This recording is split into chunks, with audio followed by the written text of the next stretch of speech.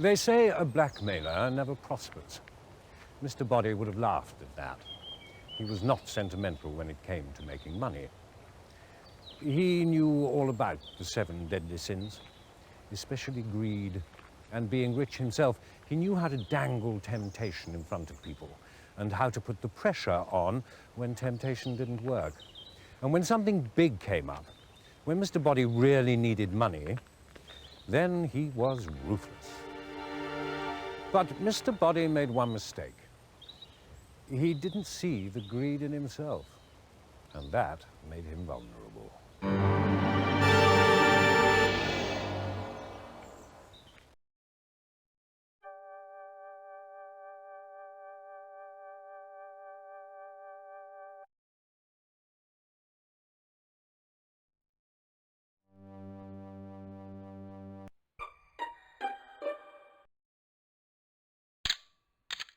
A light bulb. Fingerprints, Mr. Green. Wrench on floor. Fingerprints, Mrs. White, Professor Plum, and Miss Scarlett.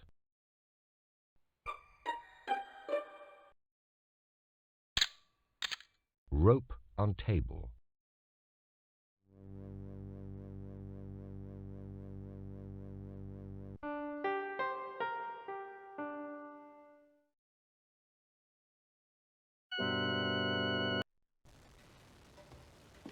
I don't know what's wrong with you men these days. You can't do anything for yourselves, can you? But you know where Boddy keeps his things in the study.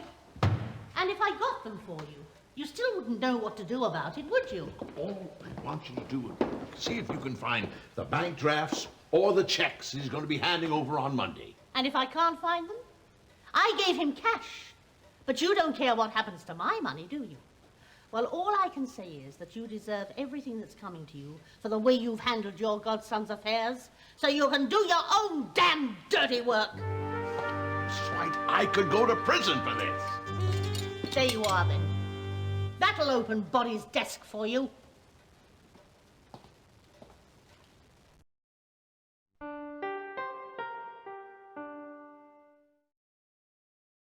Yes, I saw the rope.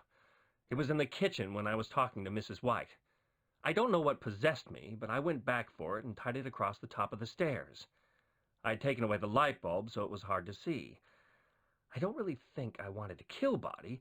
I just wanted to frighten the old boy. It wasn't the cleverest of moves, was it?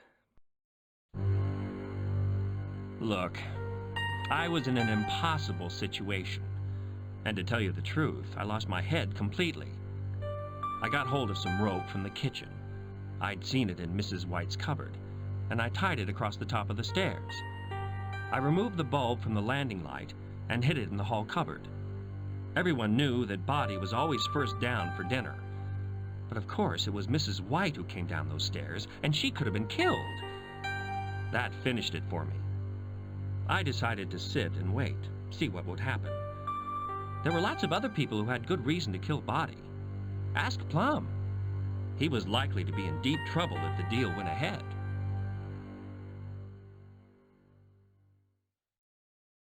I'm sure I'll remember other interesting facts, but I've nothing to add right now.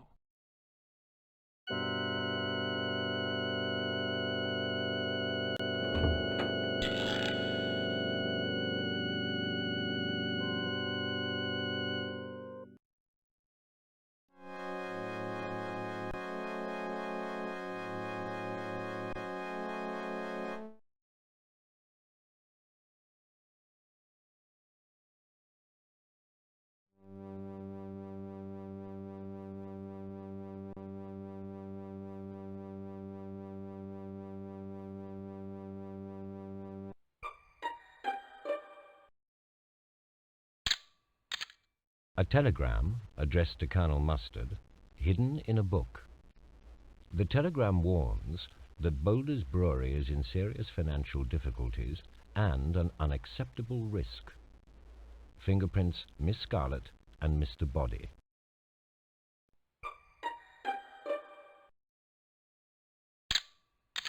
Lead pipe hidden down back of sofa. Fingerprints, Mrs. White. Traces of blood. Blood unidentifiable. I can't tell you any more. Boddy's going ahead, no matter what happens, no matter who gets hurt. For goodness sake, Michael, this isn't you skulking about like a common criminal. Tell me what you know. Pull out of the brewery deal now. I know it's going to fail, and so does Boddy. But he already has my banker's draft. Are you mixed up with him in this? Is that how you know? No, I'm not. But I've been warned, and I'm waiting for confirmation. Please, don't ask me anymore. He's blackmailing you, isn't he?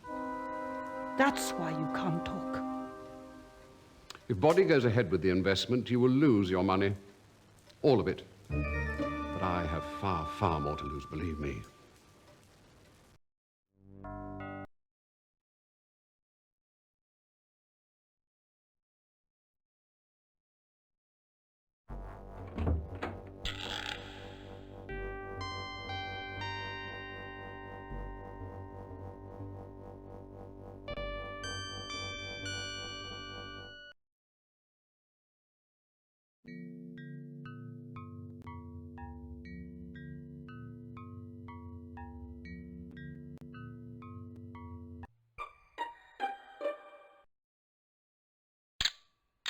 Candlestick, recently polished.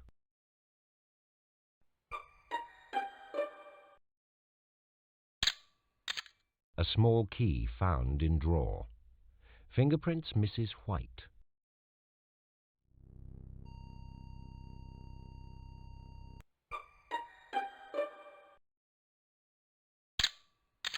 A smashed plate.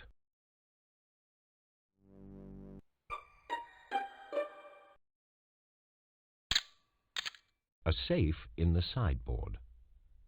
Checks and drafts in the safe, including those from Professor Plum and Mrs. Peacock.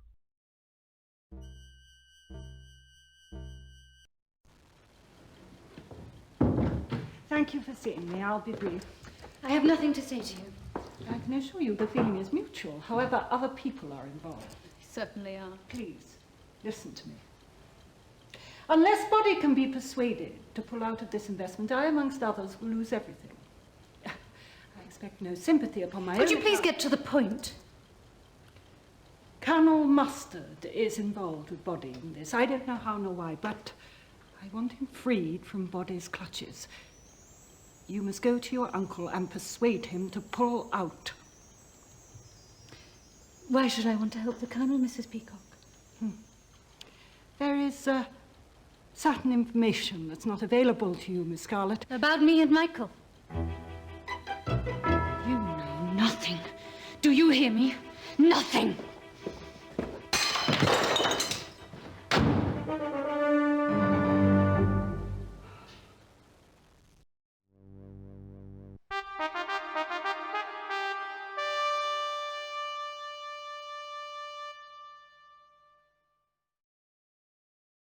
No, afraid not. Absolutely no recollection of a candlestick at all. Can't help you. Sorry. I believe I might have seen some such thing in the hall cupboard last weekend. I was looking for a screwdriver. Well, can't be certain that's what it was, but it did look like a piece of pipe. Haven't seen it since, though. Well, there was this commotion upstairs, and when I went to see what the matter was, Mrs. White showed me the rope tied across the top of the stairs. Well, deuced dangerous it was. Could easily have killed her. I went down and got a knife from Miss Scarlett, and then I cut the rope for Mrs. White, and she took it away. Wrench? No, I haven't seen one. Well, not today, anyway. I do remember seeing one not so long ago. Oh, no, I think it was last weekend. No, I'm sorry, I can't help you.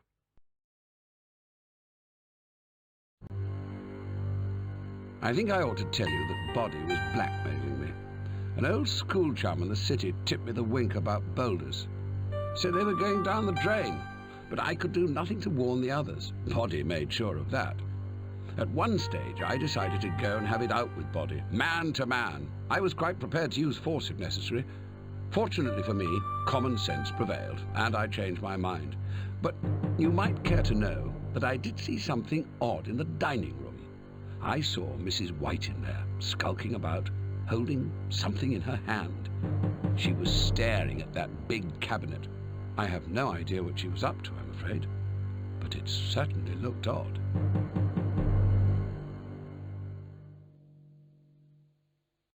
I'm sure I'll remember other interesting facts, but I've nothing to add right now.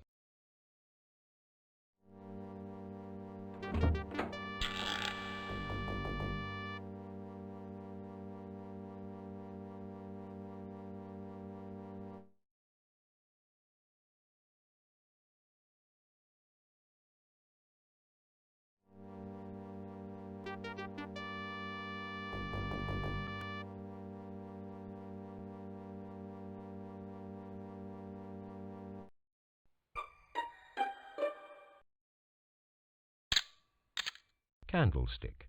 Damaged. Fingerprints Mrs. Peacock, Miss Scarlett, and Mrs. White.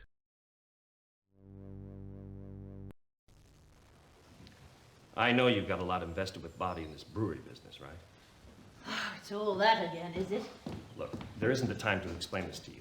You've got to get that money back from Boddy. He signs for the shares on Monday. Then it'll be too late. But you told us to go in for this.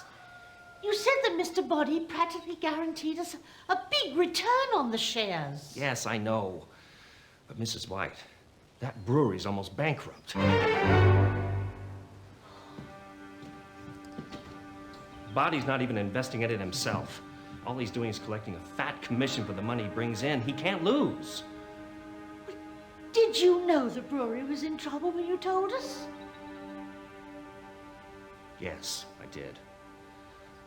I shouldn't be telling you this, but I'm sorry.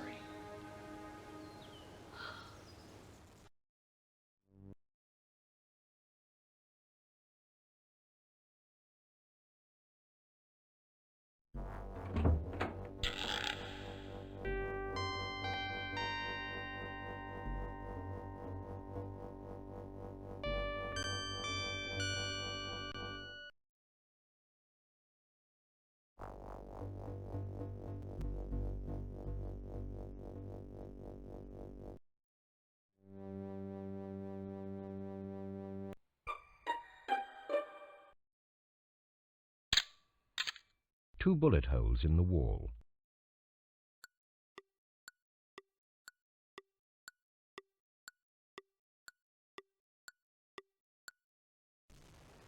I want an explanation from you now. I stand to lose just about everything if this brewery deal falls apart. Did you know it was going to fail when you advised me? Forget the injured, innocent routine. You're as greedy as the rest of them. And now you're squealing like a stuck pig because you think you're going to lose your precious investment. You're in this with Boddy, aren't you? It's a bit late to start asking questions now, isn't it, Mrs. Peacock? I trusted. Some people only learn the hard way.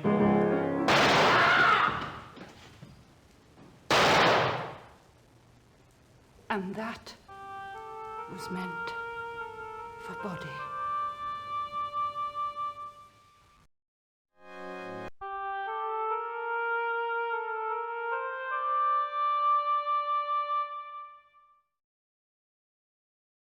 You must excuse me. This is very hard for me. I can only assume that my mind was in chaos at the time. I went to Boddy's study and took the gun. I knew where he kept it. I have to tell you now. I remember seeing the Colonel using one on his motor car a few weeks ago, so there must be one about the place. I haven't seen it since then. Boddy had talked some of us into investing in this brewery, Boulder's, and then we suddenly discovered that the company was in financial trouble. Boddy knew about it, that's a fact, but he already had our money and seemed to have no intention of giving it back. I was furious. This led to a dreadful atmosphere, as I'm sure you will appreciate. But as far as I could see, Miss Scarlett had nothing at all to lose, whether the deal went ahead or not. She had no money invested, so why was she sneaking about in a manner that I can only describe as furtive? I saw her in the lounge. She appeared to be hiding a piece of paper, a letter or a document, in one of the books in the ornamental cabinet.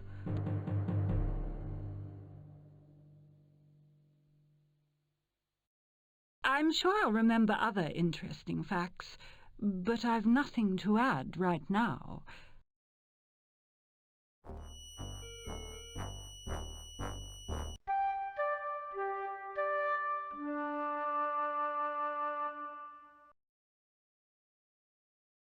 Yes, I know there's one in the hall cupboard.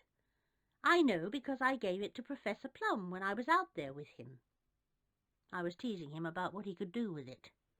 Mind you, I left him with it, so I don't know what happened to it after that. You probably know that some of us had invested our money in Boulder's Brewery. Well, I had given Mr. Boddy all my life savings, and in cash too. I was really worried by the rumours that the company was in trouble, especially when they were more or less confirmed by Mr. Green. He came into my kitchen and told me that he knew, and had always known, that Boulder's was going to collapse. But he had advised me to invest. Why did he do that? I can't see what could have been in it for him.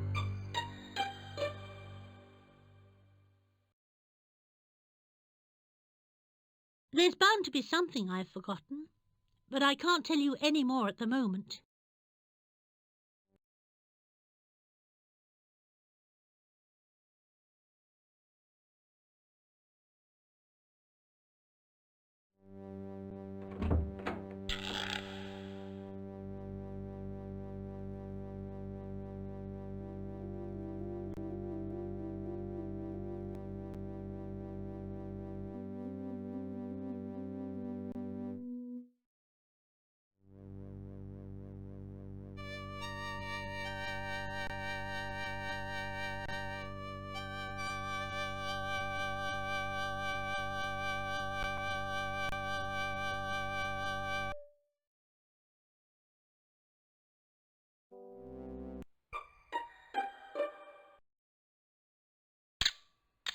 A stain. Tests show it to be water.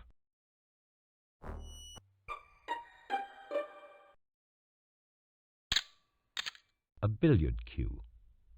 Fingerprints Professor Plum.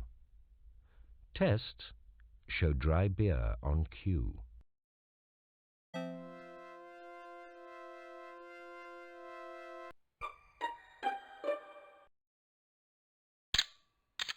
A drawer forced. Drawer empty. No fingerprints. I'm sorry. None of this would have happened if I hadn't behaved like a complete fool. How can you be so arrogant? Don't you think I have any say in my own affairs? That I might actually have decided to get involved with you? It was all a mistake. We can't go on like this. So you're going to forget all about us and creep back to Mrs. Peacock just because she's in some trouble over Uncle Boddy's investment? Mrs. Peacock is an entirely innocent party. Oh, she wouldn't know the meaning of the word. She's forced you into this. It's not her, I tell you. Well, then it's got to be Uncle Boddy. Tell me. I said I'd do anything for you, even if you are spineless. I won't let Uncle Boddy destroy you. You see, I know more about this than you think.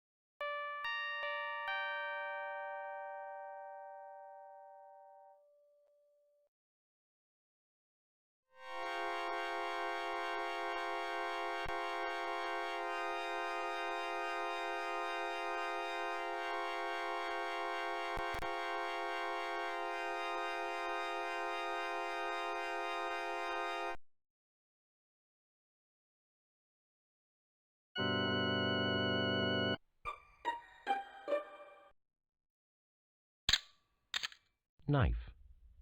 Fingerprints Miss Scarlett, Colonel Mustard, and Mrs. Peacock. Try some of this Boulder's Plum. It's great. Buddy, will you please listen to me? This is serious. Investing other people's money certainly is serious. I only bought those shares because you promised a quick return on the investment. You knew it wasn't for me. I was trying to build up the trust money for my godson. It's inconceivable he should lose it. I don't know about inconceivable, but it certainly is illegal. You could go to jail for that. I don't care what you've done or what you haven't done. I don't care if the brewery goes broke or not. But if anything happens to my godson's money, I'm coming straight back to you, Boddy. You will be responsible. Caveat emptor, Plum. Let the buyer beware. No, Boddy. You beware.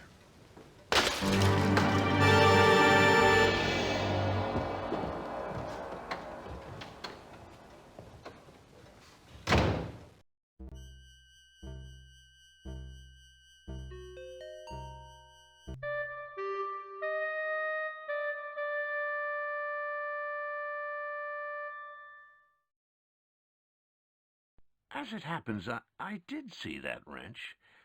I was in the hall with Mrs. White, and she handed it to me from the cupboard.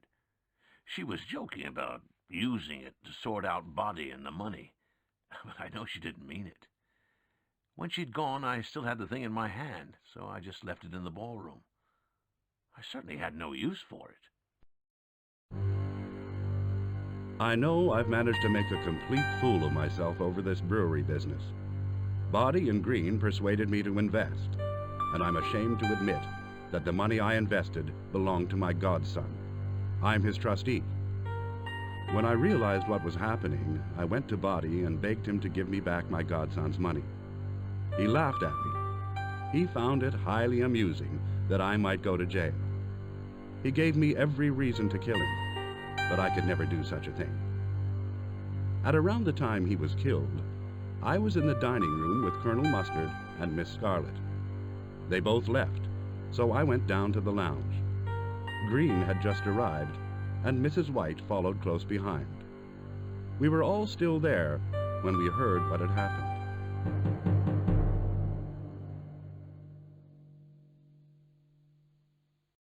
I'm afraid I can't think of anything else to tell you at the moment.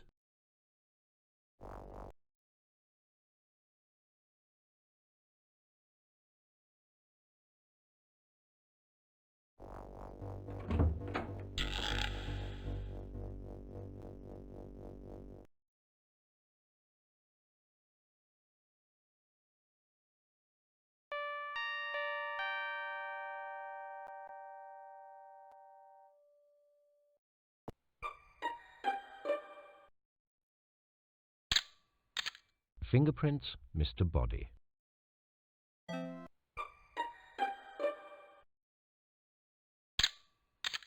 A hollowed-out book on the floor. Book empty. Bloodstains on book. Tests show blood to be Mrs. White's.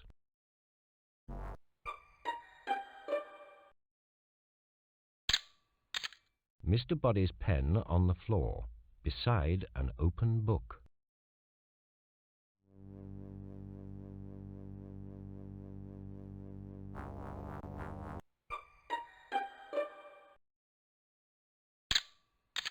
Glass smashed.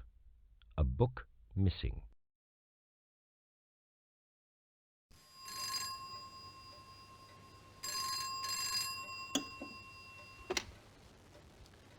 Boddy. Out of time. Yes. They all know there's something wrong. I managed to intercept the telegram for Colonel Mustard today. I can hold back the brewery results until Monday. Can you shore up your end? Certainly. But if anything goes wrong, you won't see a penny of this. Do you understand me? Good.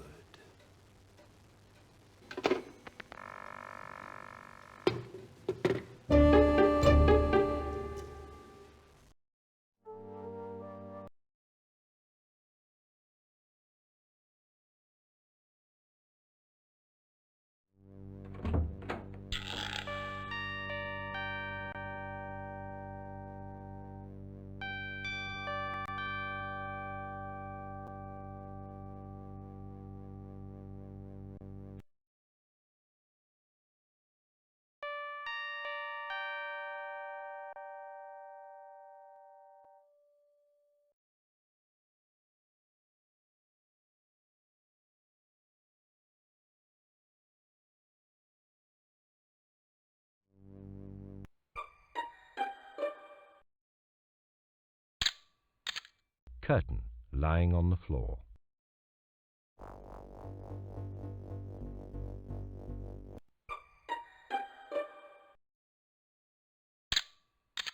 Fingerprints Mrs. Peacock and Mr. Boddy.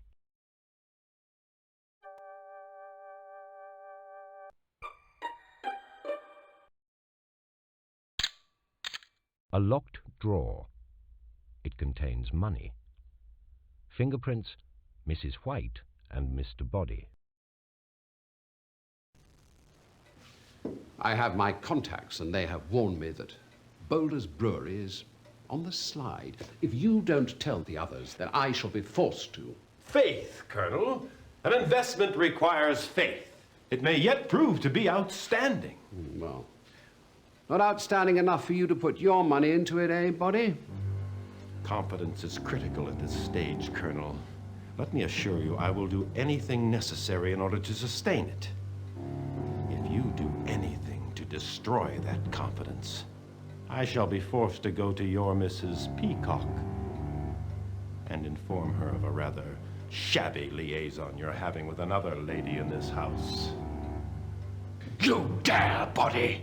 Do I make myself clear, Colonel?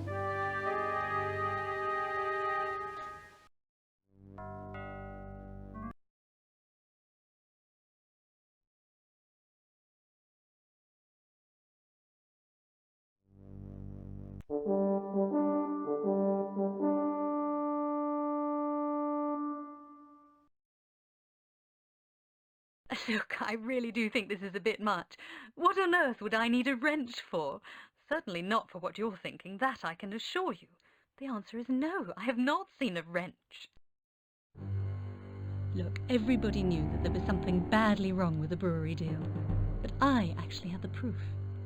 A telegram arrived for Colonel Mustard. I saw Uncle Boddy take delivery of it, and he kept it. He took it to the conservatory and locked it in a cupboard.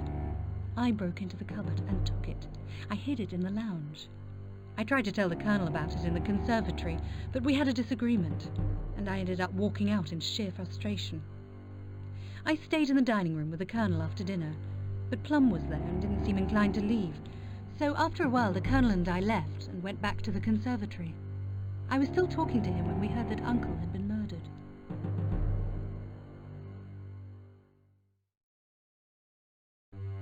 You need to realize that a lot of people were upset over Uncle Boddy's deal with Boulder's Brewery. I overheard a very heated argument in the billiard room. Then Professor Plum stormed out and stomped into the conservatory. He looked very, very angry. He was carrying a billiard cue, almost like a weapon. It was glistening with something wet which he was wiping off. Perhaps Uncle Boddy was treating the Professor in the same way as he treated Colonel Mustard. I heard Uncle blackmailing the Colonel in the study, and the Colonel actually threatened him, but I honestly don't believe that the Colonel would have had the guts to do anything about it. I'm sorry, that's about it for the present, I'm afraid.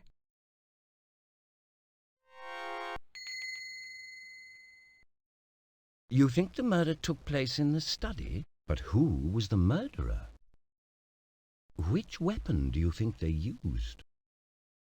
And this is your accusation? You think the murderer was Miss Scarlett, in the study, with the wrench?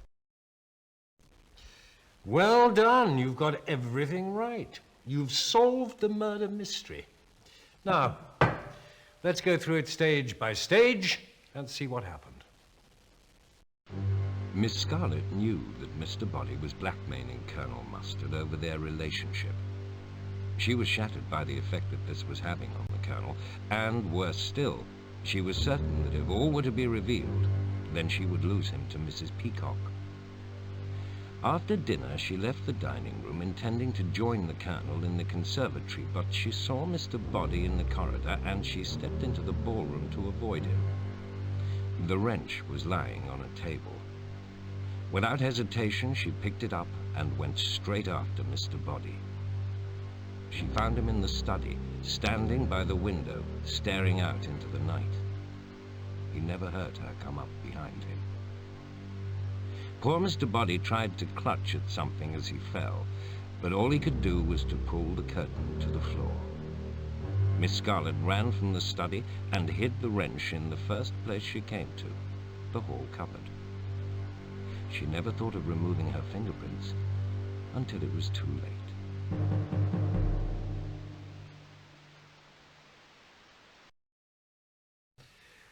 And that is how Mr. Boddy met his end. Why not come back and try to solve the next murder mystery at Arlington Hall?